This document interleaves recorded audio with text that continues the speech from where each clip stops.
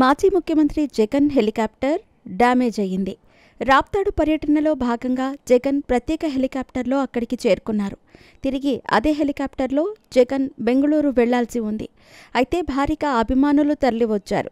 జగన్ పాపిరెడ్డిపల్లిలో హత్యకు గురైన కురుబ లింగమయ్య పరామర్శ పూర్తి చేసుకుని వచ్చే సమయానికి హెలికాప్టర్ డ్యామేజ్ కావడంతో పైలట్లు అందులో ప్రయాణానికి తిరస్కరించారు.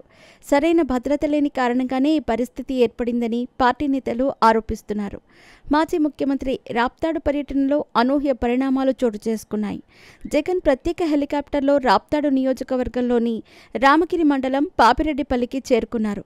అక్కడ జగన్ చేరుకునే సమయానికి పెద్ద సంఖ్యలో పార్టీ కేడర్ అభిమానులు తరలివచ్చారు. జగన్ అక్కడ హత్యకు గురైన కురుబ లింగమయ్య కుటుంబాన్ని పరామర్శించారు. ఆ తర్వాత కూటమి ప్రభుత్వం ఏర్పాటు నుంచి చోటు చేసుకుంటున్న వరుస సంఘటనలపైన మండిపడ్డారు. వైసీపీ నేతలను ఉద్దేశపూర్వకంగా అరెస్టులు చేస్తున్నారని ఆరోపించారు. అదే సమయంలో చంద్రబాబుకు గులాంగిరి చేస్తున్న పోలీసులను తాము అధికారంలోకి వచ్చిన తర్వాత ఉద్యోగంలో నుంచి తొలగిస్తామని జగన్ హెచ్చరించారు. ప్రస్తుతం చట్టానికి అతీతంగా వ్యవహరిస్తున్న వారికి వడ్డీతో సహా చెల్లిస్తామని జగన్ హెచ్చరించారు.